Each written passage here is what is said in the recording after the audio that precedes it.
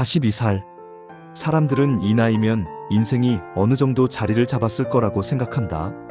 안정된 직업, 평온한 일상, 그럭저럭 만족스러운 삶. 하지만 박서연에게 42이라는 나이는 그저 숫자일 뿐이었다. 20년간 몸담았던 서울대병원 응급실에서 그녀는 여전히 매일 밤 생과 사의 경계선에서 싸우고 있었다. 새벽 3시, 응급실은 여전히 분주했다. 서연은 피로에 젖은 눈으로 간호사들에게 지시를 내렸다.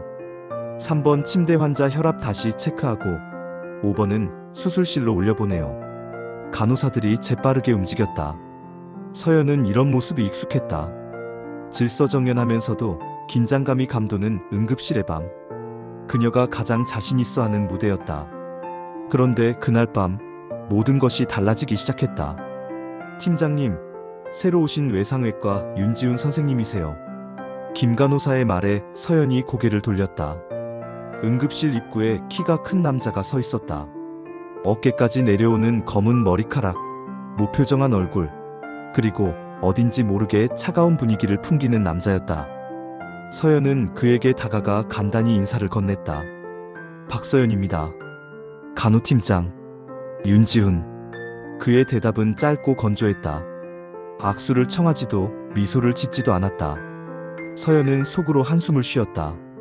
또 하나의 까다로운 의사가 왔구나 하고 생각했다. 하지만 첫인상과 달리 윤지훈의 실력은 확실했다. 다음 날 오후 대형 교통사고 환자가 실려왔다. 의식을 잃은 채 실려온 환자의 상태는 심각했다. 서연은 재빠르게 생체 징후를 확인하며 말했다. 생체 징후 불안정. 수술실 준비하겠습니다. 그런데 윤지훈이 그녀를 제지했다. 잠깐요. 먼저 CT부터 찍어보겠습니다. 서연은 당황했다. 환자의 상태로 봐서는 즉각적인 수술이 필요해 보였다. 지금 환자 상태로는 제가 주치의입니다. 그의 목소리는 여전히 차갑고 단호했다. 서연은 입술을 꽉 다물었다. 결국 윤지훈의 지시대로 CT를 먼저 찍었고 그 결과 내부 출혈의 위치를 정확히 파악할 수 있었다. 만약 서연의 판단대로 바로 수술을 했다면 출혈 부위를 찾느라 더 많은 시간이 걸렸을 것이다. 훌륭한 판단이었어요. 수술이 끝난 후 서연이 윤지훈에게 말했다. 그는 고개만 끄덕였을 뿐 별다른 반응을 보이지 않았다. 휴게실에서 커피를 마시며 동료 간호사가 서연에게 물었다. 팀장님, 새 선생님 어떠세요? 의사는 실력만 있으면 돼. 서연은 담담하게 대답했다. 그런데 좀 차갑지 않아요? 마치 로봇 같다고 해야 할까? 서연도 동감했지만 굳이 말하지는 않았다. 응급실에는 각양각색의 의사들이 왔다 갔다. 성격이야 어떻든 환자를 잘 살리는 것이 가장 중요했다. 일주일 후 서연은 원장실에 호출되었다. 병원 전체 보수공사가 예정보다 빨라지면서 직원 숙소에 문제가 생겼다는 것이었다. 그래서 말인데 서연 팀장님 댁에 혹시 남는 방이 있나 해서요. 윤 선생님이 임시로 머무를 곳이 필요하거든요. 원장의 제안에 서연은 당황했다. 이혼 후 혼자 살고 있는 집에 낯선 남자를, 그것도 직장 동료를 들이는 것은 상상해 본 적이 없었다. 죄송하지만 저는 괜찮습니다. 다른 곳을 알아보겠습니다.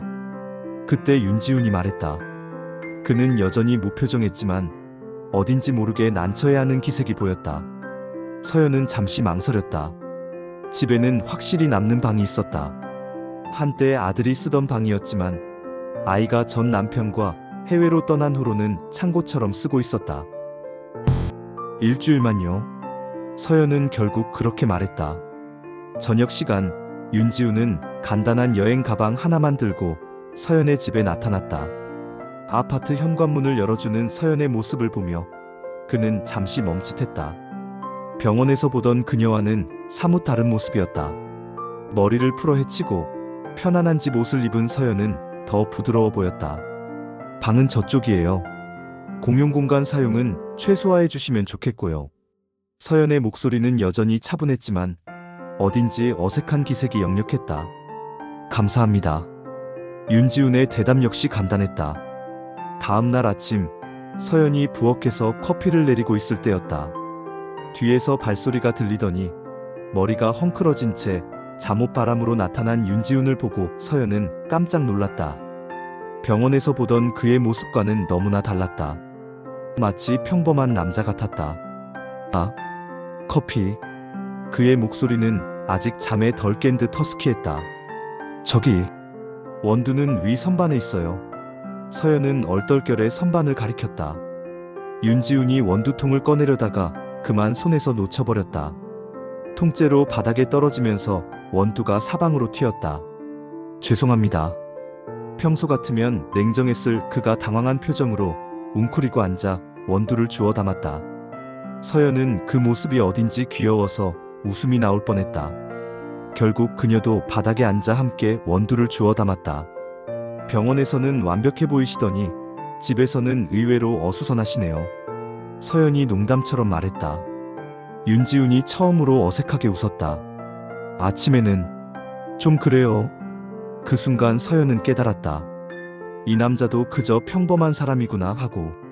며칠 후 밤 근무 중 술에 취한 남성이 응급실에 실려왔다. 그는 대기 시간이 길다며 간호사들에게 고함을 지르기 시작했다. 왜 이렇게 오래 기다리게 해?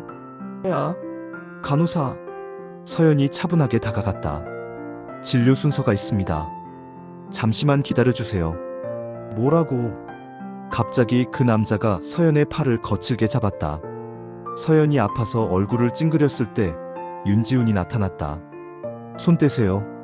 그의 목소리는 평소보다 더욱 차가웠다. 남자의 손목을 잡고 있는 그의 손에는 힘이 들어가 있었다. 뭐야 너는? 취객이 윤지훈을 밀쳐내려 하다가 주변에 있던 유리컵을 집어던졌다. 윤지훈은 재빠르게 서연을 자신의 품 안으로 끌어안고 등을 돌렸다. 유리 조각이 그의 팔에 박혔다. 선생님! 서연이 놀라 외쳤다. 다른 직원들이 달려와 취객을 제지했고 서연은 윤지훈의 상처를 확인했다. 다행히 깊지는 않았지만 피가 나고 있었다. 그날 밤 집에서 서연이 윤지훈의 상처를 치료해 주었다. 거실에는 조용한 음악이 흘렀고 따뜻한 조명이 두 사람을 감쌌다. 왜 그렇게 했어요? 서연이 소독약을 발라주며 물었다. 그냥이 뭐예요? 그녀의 손길이 부드러웠다. 윤지훈은 그 감촉에 묘한 기분을 느꼈다. 언제부터였을까? 이 여자에게 관심을 갖게 된 것이. 팀장님이 다치는 걸 보고 싶지 않았어요. 서연의 손이 잠시 멈췄다. 그녀는 그의 얼굴을 바라봤다. 평소 차가운 그의 눈동자에 다른 감정이 스며들어 있었다. 잠시 정적이 흘렀다. 서연은 갑자기 심장이 빨리 뛰는 것을 느꼈다. 이상했다. 그녀는 오랫동안 남자에게 이런 감정을 느껴본 적이 없었다. 치료 끝났어요. 서연이 먼저 자리를 떴다. 방으로 들어가면서 그녀는 자신의 얼굴이 빨개진 것을 느꼈다. 며칠 후 저녁 서연과 윤지훈은 각자 거실에서 책을 읽고 있었다. 평온한 시간이었다. 그런데 갑자기 현관문 초인종이 울렸다. 누구지? 서연이 인터폰을 확인하려는 순간 문이 열렸다.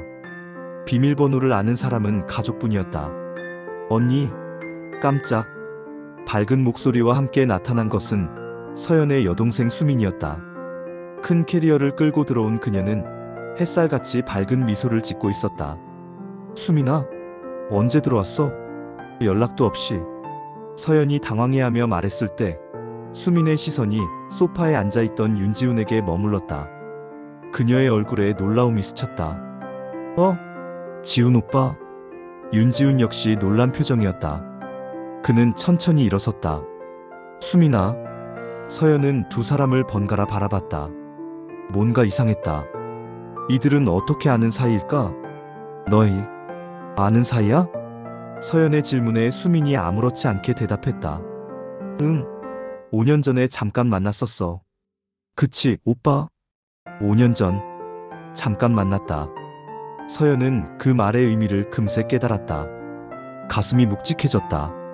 잠깐 만났다는 게 사귀었던 사이예요. 윤지훈이 담담하게 말했다. 서연은 마치 머리를 한 대 얻어맞은 듯한 기분이었다. 자신이 느끼기 시작한 감정이 무엇인지도 확실하지 않은 상황에서 그가 자신의 여동생과 연인 사이였다는 사실을 알게 된 것이다. 서연 씨, 설명할게요. 윤지훈이 그녀에게 다가오려 했지만 서연은 손을 내저었다. 설명은 필요 없어요. 저 먼저 들어갈게. 서연은 서둘러 방으로 들어갔다. 문을 닫는 소리가 거실에 울렸다. 방 안에서 서연은 침대에 주저앉았다. 가슴이 답답했다. 왜 이렇게 속상할까? 그와 수민이 사귀었던 것이 뭐가 중요하단 말인가? 하지만 마음은 그렇지 않았다. 묘한 배신감과 질투심이 그녀를 괴롭혔다. 며칠간 서연과 윤지훈 사이에는 어색한 기류가 흘렀다. 수민은 며칠 더 머물다가 자신의 아파트로 돌아갔고 집에는 다시 둘만 남게 되었다. 하지만 예전의 자연스러운 분위기는 사라져버렸다. 그러던 어느 날 밤 갑작스러운 폭우가 쏟아졌다. 천둥번개까지 치는 거센 비바람에 전기가 나갔다. 정전이네요. 서연이 방에서 나오며 중얼거렸다. 거실에는 윤지훈이 휴대폰 플래시를 켜고 있었다. 촛불 있나요? 찬장 위쪽 서랍에 있을 거예요. 둘이 함께 촛불을 찾아 켰다. 어둠 속에서 촛불이 만들어내는 따뜻한 빛이 두 사람을 감쌌다. 갑자기 집안이 더없이 친밀한 공간이 되었다. 수민이랑 진짜 사귀었던 거예요? 서연이 먼저 입을 열었다. 며칠간 속으로 사귀었던 질문이었다. 3개월 정도였어요. 오래전 일이고. 그럼 왜 말 안 했어요? 말할 타이밍이. 윤지훈이 말을 흐렸다. 사실 그는 처음부터 수민과 서연이 자매라는 것을 몰랐다. 성이 달랐고 서연이 가족 이야기를 거의 하지 않았기 때문이었다. 난 바보 같았네요. 서연의 목소리에 감정이 묻어났다. 내가 왜 이런 감정을? 동생의 옛 연인한테. 그녀의 말에 윤지훈이 가까이 다가왔다. 서연 씨, 가까이 오지 마요. 하지만 그는 멈추지 않았다. 수민은 과거예요. 지금 제가 생각하는 건 뭐요? 서연 씨예요. 번개가 번쩍이는 순간 두 사람의 거리가 좁혀졌다. 윤지훈이 서연의 얼굴을 두 손으로 감쌌고 그들의 입술이 맞닿았다. 서연은 처음에는 놀라 몸을 경직시켰지만 곧 그의 품에 안겼다. 그날 밤 두 사람은 서로의 외로움을 달래며 하나가 되었다. 다음 날 아침 서연은 혼자 깨어났다. 윤지훈이 잠들었던 자리는 차가웠다. 테이블 위에는 짧은 메모 한 장이 놓여 있었다. 숙소로 돌아갑니다. 어제 일은 죄송합니다. 마이너스 지훈. 서연은 그 메모를 읽고 또 읽었다. 죄송하다니. 그에게 어젯밤은 실수였단 말인가? 가슴 한편이 무너져 내리는 것 같았다. 병원에서 두 사람은 마치 아무 일 없었던 것처럼 행동했다. 윤지훈은 여전히 차갑고 전문적이었고 서연 역시 평소와 다름없이 업무에 집중했다. 하지만 가끔 시선이 마주칠 때마다 두 사람 모두 어색하게 고개를 돌렸다. 일주일이 지나고 서연은 큰 결심을 했다. 원장실에 사직서를 제출한 것이다. 갑자기 이게 무슨 일이에요? 서연 팀장님 없이 응급실을 어떻게 운영하라는 거예요? 원장의 만류에도 불구하고 서연의 마음은 흔들리지 않았다. 20년간 고생 많았습니다. 이제 다른 삶을 살아보고 싶어요. 사직 소식이 병원에 퍼졌다. 동료들은 모두 놀라워했다. 서연처럼 응급실에 헌신적인 사람이 갑자기 그만둔다니. 윤지훈 역시 그 소식을 들었다. 복도에서 마주친 서연에게 그가 물었다. 정말 그만두시는 거예요? 네. 왜요? 서연은 대답하지 않았다. 대신 그에게서 멀어져 갔다. 마지막 근무일이 끝나고 서연은 동료들과 작별 인사를 나눴다. 20년간 함께해온 사람들과 헤어지는 것은 쉽지 않았다. 하지만 이곳에 있는 한 윤지훈을 계속 마주쳐야 했고 그것은 견딜 수 없었다. 며칠 후 서연은 시내의 한 카페에 앉아 있었다. 테이블 위에는 여행 가이드북들이 놓여 있었다. 유럽, 동남아, 남미. 어디든 좋았다. 지금까지와는 완전히 다른 곳에서 새로운 시작을 하고 싶었다. 창밖으로는 오후 햇살이 따스하게 비쳐들었다. 서연은 커피잔을 들고 창밖을 바라보며 생각에 잠겼다. 이제 정말 새로운 삶이 시작되는 것이다. 그때 카페 문이 열리는 소리가 들렸다. 서연은 별 생각 없이 고개를 돌렸다가 깜짝 놀랐다. 윤지훈이 서 있었다. 그는 잠시 카페 안을 둘러보더니 서연을 발견했다. 피하자. 서연은 재빨리 고개를 돌렸지만 이미 늦었다. 윤지훈이 그녀의 테이블로 다가오고 있었다. 여행 가시나요? 그가 테이블 위에 가이드북들을 보며 물었다. 어떻게 여기를? 병원 근처 카페는 여기밖에 없잖아요. 윤지훈이 마주편 의자를 가리켰다. 앉아도 될까요? 서연은 대답하지 않았지만 그는 앉았다. 병원 그만둔다고 들었어요. 당신도 알 필요 없잖아요. 함께 가면 안 될까요? 서연은 놀라서 그를 바라봤다. 뭐라고요? 저도 사직했어요. 이번에는 서연이 더 놀랐다. 왜요? 새로운 곳에서 시작하고 싶어서요. 수민이 때문에요? 윤지훈이 고개를 저었다. 서연 씨 때문이에요. 그의 눈동자가 진지했다. 서연은 가슴이 두근거리는 것을 느꼈다. 저는 서연 씨를 사랑해요. 그 고백에 서연의 마음이 흔들렸다. 하지만 여전히 마음 한편에는 의심이 남아 있었다. 확신해요? 수민이 아니라 저를? 수민과는 정말 짧은 만남이었어요. 그때는 제가 너무 어렸고 진짜 사랑이 뭔지 몰랐어요. 윤지훈이 서연의 손을 잡았다. 하지만 서연 씨는 달라요. 당신을 보면 마음이 평안해져요. 당신과 함께 있으면 집에 온 것 같은 기분이에요. 서연의 눈가에 눈물이 맺혔다. 바보 같은 남자. 하지만 그녀는 웃고 있었다. 서연과 윤지훈은 그곳에서 작은 의료진료소를 운영하고 있었다. 관광객들과 현지인들을 위한 간단한 치료를 제공하는 곳이었다. 응급실만큼 바쁘지도 긴장되지도 않았지만 사람들을 돕는다는 보람은 여전했다. 저녁 시간, 두 사람은 진료소 앞 테라스에서 와인을 마시며 석양을 바라보고 있었다. 서연의 왼손 약지에는 작은 다이아몬드 반지가 반짝이고 있었다. 후회 안 해요? 서연이 윤지훈에게 물었다. 뭘요? 한국 떠난 거. 안정된 병원 생활 포기한 거. 윤지훈이 그녀의 손을 잡으며 웃었다. 당신과 함께라면 어디든 좋아요. 서연도 미소를 지었다. 42의 나이에 찾은 새로운 사랑, 새로운 삶. 늦었다고 생각할 수도 있었지만 지금 이 순간만큼은 모든 것이 완벽했다. 멀리서 교회 종소리가 들려왔다. 내일은 그들의 결혼식이었다. 작은 마을 교회에서 현지 친구들과 함께하는 소박한 결혼식. 서연이 꿈꾸던 바로 그런 결혼식이었다. 사랑해요, 서연. 나도 사랑해, 지훈.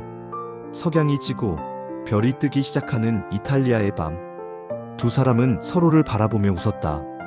이제 그들의 진짜 이야기가 시작되는 것이었다.